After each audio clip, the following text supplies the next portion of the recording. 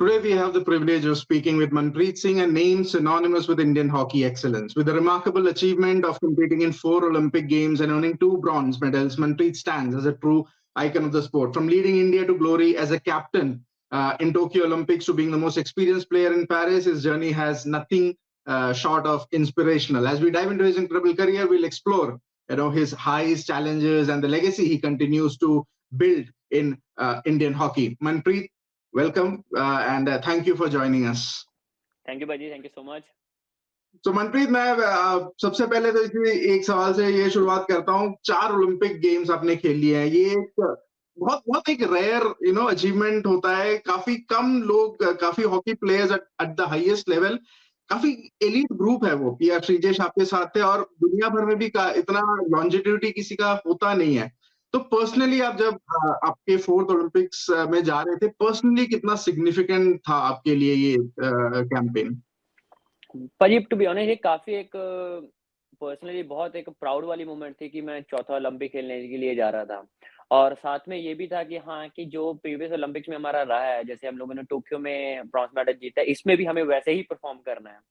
तो पूरा अगर देखा जाए तो जो 4 ओलंपिक्स में पहला जो ओलंपिक था मेरा, वो एक मेरे लिए और श्रीजेश के लिए, दोनों के लिए, हमारे लिए वो अच्छा नहीं गया था, क्योंकि हम लोगों ने वहाँ पे 12th फिनिश किया था, कोई भी मैच नहीं वहाँ पे जीते थे। फिर 16 में हम लोगों ने क्वार्टर फाइनल लूज किया था और टोक्यो में मेडल पे आया, ब्रॉन्ज मेडल आया, और इसके बाद फिर हमारा इस बार जो ब्रॉन्ज मेडल आया। तो जर्नी काफी अच्छा था और चौथी ओलंपिक में एक प्राउड मोमेंट था कि हाँ, क्या चौथा ओलंपिक जा रहा है और इसको वैसे ही खेलना, क्या पता कि नेक्स्ट ओलंपिक खेलें या ना खेलें। बिल्कुल, बिल्कुल। और जिस तरीके से आपका कैंपेन भी गया, काफी बहुत बढ़िया कैंपेन गया। मनप्रीत, लेकिन आप इस मकाम पे हैं, जैसे मैंने बताया, 4 ओलंपिक्स आपने खेले, 2 ओलंपिक मेडल हैं अभी आपके पास। उसके अलावा 4 सीडब्ल्यूजी गेम्स आपने खेले हैं, 4 world cup, 3 CWG, 3 Asian games. अगर मैं लिस्ट बोलता जाऊंगा तो लंबा चलता जाएगा। दिलीप तिर्की के अलावा, दिलीप तिर्की के बाद अगर इंडिया के लिए सबसे ज्यादा मैचेस खेले तो आपने खेले हैं। तो मनप्रीत, एक ये आ जाता है कि जब आपने भी शुरुआत की 2011 में, एक मिडफील्ड में जब आप आए थे, तो हमेशा एक रहता था कि यार धनराज पिल्ले का रिप्लेसमेंट कहाँ है, कौन है? आप ये सवाल मैंने अगर आपसे 2011 या 12 में पूछा होता तो जवाब आपका अलग होता। लेकिन 14 साल हो गए हैं, आपके जो एक्यूलेट्स हैं, जो अचीवमेंट्स हैं, धनराज पिल्ले के स्टैट्स से तो मिलते ही हैं अभी। अगर मैं ये सवाल अगर आपसे पूछूं, वो जो कंपैरिजन अगर मैं करना चाहूँ, लेगेसी आपने कैरी फॉरवर्ड किया है धनराज पिल्ले का, तो आपका क्या जवाब होगा? सर, मैं यही कहूंगा कि उनके जितना तो मैं अभी भी नहीं बन सकता हूँ सर। वो एक, क्योंकि वो लिविंग लेजेंड है वो, और सभी को पता है सर, जो उन्होंने हॉकी अपने टाइम में खेला सर, उसका उस टाइम का जो देखा जाए हॉकी बहुत डिफरेंट थी, और अभी आजकल की हॉकी काफी डिफरेंट है सर। और उस टाइम में सर बहुत बड़े प्लेयर भी होते थे और भी प्लेयर होते थे, है ना। तो उनका मुकाबला तो मैं बिल्कुल नहीं कर सकता अगर आप बात करें तो। अगर हाँ कि 4 ओलंपिक्स हो गए, वो चलो सर, कि पूरी टीम के साथ-साथ मेरा भी, मैंने अपना फिटनेस के ऊपर मेंटेन रखा था कि हाँ, कि अपनी फिटनेस को कैसे मेंटेन करना है, और जो चीज़ें होती थी डाइट के ऊपर फोकस किया था कि हाँ, कि वो चीज़ों के ऊपर फोकस रखना है जिससे मेरी फिटनेस लेवल सही रहे। बट मैं ये नहीं कहूँगा कि आप मुझे उनके साथ कंपेयर करें, क्योंकि वो हमारे भी अभी भी अन्ना है, वो बहुत सीनियर प्लेयर है, और उनका जो रिस्पेक्ट है वो इंडिया में और नहीं पूरी दुनिया में जो रिस्पेक्ट है उनका, वो बहुत ही ज़्यादा है सर। बिल्कुल, बिल्कुल, वो तो है। लेकिन आपके लिए भी वो इंस्पिरेशन रहे हैं, आपने भी इतना लंबा खेला, वो कंपैरिजन तो ज़रूर आ ही रहा है। तो आप वो उस लेगेसी को, जैसे धनराज पिल्ले की लेगेसी को आप देखते हैं, आप इंस्पायर होते हैं। अब किस तरीके से आपकी जो लेगेसी, जो 14-15 साल अब आपने बिताए हैं, वो लेगेसी देख के आपके जो यंगर जनरेशन जो इंस्पायर हो रहे हैं, उसके बारे में आप कभी सोचा है, या उसके बारे में आपने कभी मतलब किसी से डिस्कशन किया है, या क्या सोचते हैं उस बारे में? सर, मेरा पर्सनली, मैंने कभी इस चीज़ के ऊपर मैं टू बी ऑनेस्ट कभी नहीं सोचा कि हाँ, कि मतलब ना इतना, बट ये था कि हाँ, कि अपना बेस्ट करना, कि हाँ, कि जितना टाइम भी मैं बेस्ट कर सकूँ और जितनी आने वाली जनरेशन को मोटिवेट कर सकूँ हॉकी के लिए, वो उतना मेरे लिए ज़्यादा अच्छा है। क्योंकि अगर मैं यही चाहता हूँ, अगर मुझे कोई देख के 10 या 15 बच्चे हॉकी में आएँगे, तो वो मुझे अच्छा लगेगा। कि हाँ, कि अगर मैं उनके लिए एक रोल मॉडल बन रहा हूँ कि हाँ, कि वो अगर मुझे देख के हॉकी में खेलना चाहते हैं और मेडल जीतना चाहते हैं कंट्री के लिए, मेरे लिए बहुत बड़ी बात होगी वो। और लेगेसी का सर, मैं इस चीज़ के बारे में कभी सोचा नहीं कि हाँ, कि मैं लेजेंड हूँ या कुछ हूँ। मेरा तो बस यही रहता है कि हाँ, कि अपना कंट्री के लिए जितना मेडल जीत सकें उतना मेरे लिए कम है सर। बिल्कुल, बिल्कुल। और जैसे आपने बोला कंट्री के लिए है मेडल जीतना सबसे अच्छा रहता है और मेरे ख्याल से यस। टोक्यो जहाँ पे आप कैप्टन थे, वहाँ पे बिल्कुल एक 41 ईयर का एक जो जिंक्स आपने ब्रेक किया था मेडल के साथ। उसके बाद 3 साल बाद यहाँ पेरिस में आप बहुत the most experienced player in that squad आप कैप्टन नहीं थे बट लेकिन वो आप कोर ग्रुप में ज़रूर रहे होंगे श्रीजेश, हरमनप्रीत। दोनों एडिशन में किस तरीके जो सक्सेस आपने रेप्लिकेट किया एक तो ग्राहम रीड के अंडर आया था एक क्रेग फुलटन बिल्कुल ही डिफरेंट तरीके का जो प्लेयर था ज्यादा यस। मिडफील्ड खेलते हैं आप थोड़ा हाफ बैक आगे थे वो जो दोनों कैंपेन के बारे में आप थोड़ा बता सकते हैं जिस तरीके से आपने उस कैंपेन में खेला और उसके बाद उसको फॉलो अप करने के लिए और दोनों कोचेस के अंडर आपने कैसे किया उसके बारे में थोड़ा बता सकते हैं। बिल्कुल सर, एक्चुअली अगर मैं ना टोक्यो ओलंपिक की बात करूँ, वो हमारे लिए थोड़ा ज़्यादा स्पेशल हो जाता है क्योंकि उस वक़्त सर पैंडेमिक की वज़ह से हम लोग सभी ना बैंगलोर में कैंप्स में फँसे थे। फँसे नहीं बोल सकता, वो एक हमारे लिए काफ़ी एक अच्छी अपॉर्च्युनिटी मिली हमें वहाँ से। क्योंकि हम लोग ट्रेनिंग कैंप कर रहे थे और जब हमें जून में समय पता चला कि हाँ, कि जो ओलंपिक्स है वो पोस्टपोन हो चुकी हैं। और उस वक़्त ना सभी के माइंड में यही था कि यार हाँ, कि अभी हमारे पास 1 साल हमें और मिल चुका है कि हमें यहाँ से और अच्छी मेहनत करनी है कि जब हम लोग टोक्यो ओलंपिक्स में जाएँ, तो वहाँ पे कोई ऐसा एरिया ना हो हमारा फील्ड के ऊपर कि जहाँ पे हम लोगों ने काम ना किया हो। और सर वो पीरियड में बहुत सभी ने बहुत ज़्यादा मेहनत की थी और हम लोगों ने उसमें क्या था कि एक-दूसरे के बैकग्राउंड के बारे में जाना था कि हाँ, कि कितना डिफ़िकल्टी की वज़ह से उनके पेरेंट्स ने प्लेयर्स को यहाँ तक पहुँचाया और प्लेयर्स ने कितनी डिफ़िकल्टी के साथ यहाँ तक पहुँचे, है ना? वो एक टाइम था और सर टोक्यो में था कि सभी के माइंड में ये था कि यार हमें ओलंपिक पार्टिसिपेट करने नहीं जाना है, हमें मेडल जीतने जाना है। और जो उस वक़्त सभी का माइंडसेट और बिलीव था ना सर, वही हम लोगों ने इस बार भी जो टीम में वो दिखा सर हमें। और सभी में ये बिलीव था कि हाँ, कि यार लास्ट हम लोगों ने ओलंपिक में ब्रॉन्ज जीता है, इस बार हमें कलर चेंज करना है, तो उसके लिए क्या-क्या चीज़ें लास्ट टाइम हम लोगों ने की थी, वो इस बार भी करेंगे सर। तो वही चीज़ों ने हम लोगों ने दोनों ओलंपिक्स में की। हम लोगों ने पहली बात थी कि हाँ, कि हम लोग थोड़ा सोशल मीडिया से दूर हुए थे, कि हाँ, कि हमें अपने गेम्स के ऊपर फ़ोकस करना है और दूसरा था कि हमें मैच बाय मैच ऊपर जाना है, किसी के साथ भी मैच आएगा तो हमें वैसे ही अप्रोच करना है, हर मैच जीतने के लिए जाना है। वो माइंडसेट था और तीसरा था कि हाँ, कि हमें कुछ भी हो जाए, हमें अपना बेस्ट देना है हर मैच में। ये 3 चीज़ें थी जो दोनों ओलंपिक्स में हम लोगों ने कंटिन्यू किया सर। और जिसकी राइट वजह से हमें रिज़ल्ट दिखने के लिए भी मिला। लास्ट ओलंपिक्स में हम लोग सेमीफ़ाइनल लूज़ किया था, थोड़ा गैप था बट इस बार हम लोगों ने जो सेमीफ़ाइनल लूज़ किया वो बहुत ज़्यादा ही क्लोज़ से लूज़ किया। बहुत अच्छा खेली पूरी टीम ही बहुत अच्छा जर्मन के खिलाफ खेली, 3-2 से हम लोगों ने लूज़ किया और बहुत अच्छा रहा वो सेमीफ़ाइनल। तो देख रहे हैं कि वो जो माइंडसेट था, सभी का बिलीव था वो काफ़ी चेंज हो चुका था सर इस बार।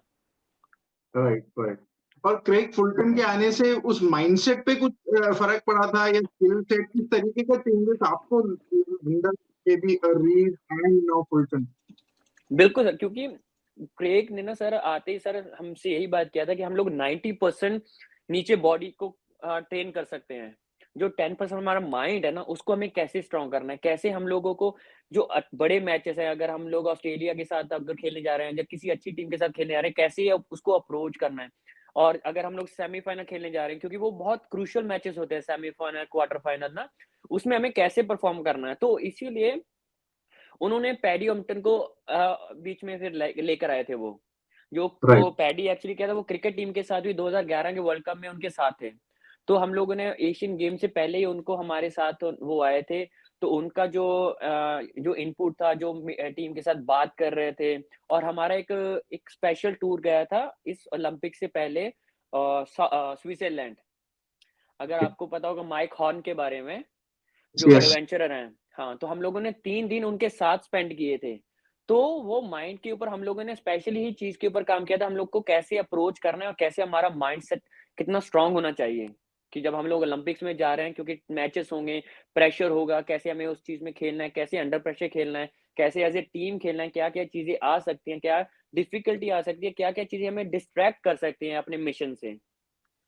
राइट राइट राइट आप आपने ये पूरे कॉन्वर्सेशन में एक जिक्र किया था कि आपने प्लेयर्स को जाना उनके स्ट्रगल्स और उनके पर्सनल लाइफ आपकी पर्सनल लाइफ भी ऐसे ही थोड़ी बहुत रही है इन टर्म्स की मैंने कहीं पढ़ा था कि आपने जब हॉकी खेलना शुरू किया था कि ज्यादा कुछ सपोर्ट नहीं था लेकिन कोचेस ने बोला नहीं खेलना है तो अगेन मैं वही सवाल पे आऊंगा कि जर्नी आप की जो है क्या चैलेंजेस रहे थे उस जर्नी में और 14-15 साल बाद 2 ओलंपिक मेडल के बाद तो लग रहा है यार एक रिवार्डिंग जर्नी रहा है ये बिल्कुल सर, कि एक्चुअली कि मैं ना काफ़ी पुअर फैमिली से निकला हूँ ना। मेरे दोनों बड़े भाई पहले हॉकी खेलते थे, बट फैमिली की कंडीशन की वज़ह से उनको हॉकी छोड़ना पड़ा। पहले स्टार्टिंग में मेरे फैमिली भी मुझे इतना सपोर्ट नहीं करती थी, क्योंकि सभी को पता था हॉकी काफ़ी टफ है, जिसमें चोट वग़ैरह लगती रहती है। तो बट एक था कि हाँ, कि मेरे में पैशन था कि मुझे हॉकी खेलना है, क्योंकि हमारे गाँव में जो प्रगट सिंह थे वो बहुत फ़ेमस प्लेयर थे। उन्होंने 92 और 96 में उन्होंने कैप्टन थे वो ओलंपिक्स में, और हमारे गाँव में उनका काफ़ी नाम था कि हाँ, सभी बोलते थे प्रगट सिंह आ गए, प्रगट सिंह आ गए, और वो एक लेगेसी था कि मुझे भी था कि मुझे भी उनके जैसा बनना है, कि जब मैं गाँव में आऊँ वापस मुझे सभी लोग बोलें कि यार मनप्रीत आया, मनप्रीत आ रहा है। तो उस वक़्त फैमिली की तरफ से फाइनेंशियल काफ़ी प्रॉब्लम रहती थी, क्योंकि घर में इतना हमारे में फाइनेंशियल सपोर्ट नहीं थी हमारे में। तो उस वक़्त भी मेरी मम्मी और मेरे दोनों भाइयों ने बहुत स्ट्रगल किया उस टाइम। उन्होंने काफ़ी स्ट्रगल करके मुझे खिलाया, और बट आज अगर देखता हूँ तो वो चीज़ में, और कई बार मम्मी के साथ बैठा तो मम्मी रोने लग जाती है कि हाँ, कि यार उस टाइम पे हमारे पास कुछ भी नहीं था, है ना? कि तूने जब खेला है, बट आज तेरी वज़ह से हमारे अच्छा घर है, सब कुछ है।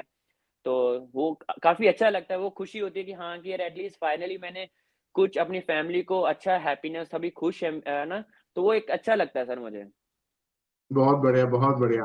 और मनप्रीत आपने एक जगह ये भी बोला था कि 2028 एलए आप देख रहे हैं मतलब अगर फ़िटनेस अगर परमिट करे तो वहाँ तक भी जा सकते हैं। 5 ओलंपिक में किए, बहुत बड़ा मकाम हो जाएगा। बट उसके लिए भी मतलब फ़िटनेस बहुत इम्पोर्टेंट है। लाइक हाई इंटेंसिटी गेम जैसा हॉकी स्पोर्ट है।